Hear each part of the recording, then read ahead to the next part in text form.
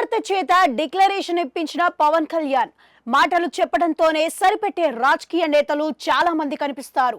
రాజకీయ అధినేతలు సైతం ఇందుకు మినహాయింపు కాదు. కానీ తను చెప్పేది ఏదైనా చేసి చూపిస్తానన్న విషయాన్ని జనసేన అధినేత ఏపీ డిప్యూటీ ముఖ్యమంత్రి పవన్ కళ్యాణ్ మరోసారి స్పష్టం చేశారు. తిరుమల శ్రీవారి దర్శనం కోసం ఆయన వెంట పెద్ద కుమార్తె ఆద్యతో పాటు చిన్న కుమార్తె పోలెన అంజన కూడా వెళ్లారు. అయితే పవన్ కుమార్తె పోలెన అంజన తల్లి క్రిస్టియన్ కావడంతో శ్రీవారి దర్శనానికి ముందు డిక్లరేషన్ మీద సంతకాలు చేశారు. టీటీడీ ఉద్యోగులు తీసుకువచ్చిన డిక్లరేషన్ పత్రాల మీద సంతకాలు చేశారు.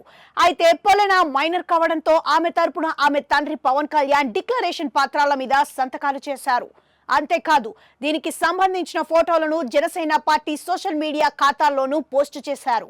ఇటీవల కాలంలో అన్య మతస్థుల శ్రీవారి దర్శనం వేళలో డిక్లరేషన్ ఇవ్వాలన్న అంశం తెర మీదకు రావటం, దీనిపై వివాదం నెలకొనటం తెలిసిందే. అన్య మతస్థులు ఎవరైనా సరే శ్రీవారి దర్శనం చేసుకునే ముందు డిక్లరేషన్ ఇవ్వటం మంచి సంప్రదాయంగా చెప్పే వేళ పవన్ కళ్యాణ్ తన చిన్న కుమార్తె చేత డిక్లరేషన్ ఇవ్వటం ద్వారా మంచి సంప్రదాయాన్ని ఫాలో అయ్యారని చెప్పొచ్చు. నిజానికి పితృస్వామ్య వ్యవస్థలో తండ్రి కులం మతం మాత్రమే వారి బిడ్డలకు వస్తోంది. భర్త హిందువు అయి భార్య అన్య మతస్థురాలు అయినప్పటికీ వారికి పుట్టే సంతానాన్ని హిందువుగానే భావిస్తారు.